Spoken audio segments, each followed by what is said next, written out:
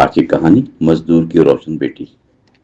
شہر نئی امید ساتھ لائی، گاؤں معمول کے مطابق جاگا، گلیاں محنت کی گواہ بنی، لوگ روزگار کی طرف بڑھے۔ کریم اینٹیں اٹھاتا رہتا تھا، پسینہ عزت کی پہچان تھا، ڈریس محنت سے کماتا۔ بیٹی سمر ہر منظر دیکھتی، وہ کتابوں سے محبت کرتی، ہر سبق دل میں بساتی۔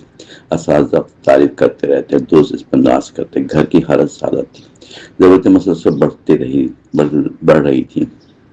کریم کبھی ہمت نہ ہارا، بیٹی ہمیشہ مسکراتی رہی۔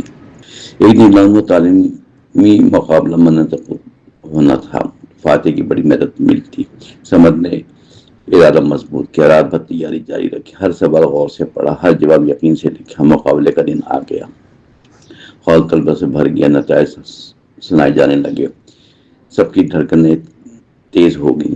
پہلا نام سمر کا نکلا، پورا مجمع خوش ہو گیا۔ کریم کو یقین نہ آیا، اس نے بیٹی کو دیکھا، فخر چہرے پر چھا گیا۔ انعام وظیفہ ملا، تعلیم کا راستہ آسان ہوا۔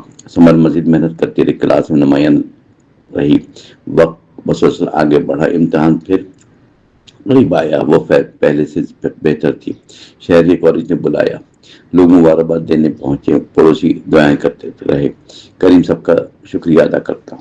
سمر کبھی غرور نہ کرتی، وہ بچوں کو پڑھاتی، غریب طالب علم سنبھالتی، کتابیں بانٹتی، محنت کا سبق دیتی۔ سال گزرتے کہ سمر ڈاکٹر بن گئی، گاؤں خوشیوں سے جگمگانے لگا۔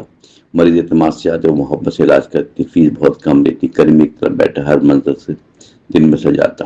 لوگ کہتے قسمت بدل گئی، وہ مسکرا کے جواب دیتا، اصل طاقت تعلیم ہوتی ہے، اصل دولت کردار ہوتا ہے، اصل سرمایہ محنت ہوتی ہے۔ سمر میں بچیوں کو سمجھاتے، خواب کبھی چھوٹے مت رکھو، ارادے مضبوط ضرور رکھو۔ مشکل راستے ڈرا سکتے ہیں مگر منزل قریب رہتی ہے، ہمت کے قدموں کو سہارا دیتی ہے، ہر کوشش رنگ لاتی ہے، ہر نیکی پھل دیتی ہے، ہر دعا اثر رکھتی ہے۔ یوں ایک مزدور کی بیٹی سینکڑوں دنوں کی امید بنی، اور آنے والی نسلوں کے لیے روشن مثال بن گئی۔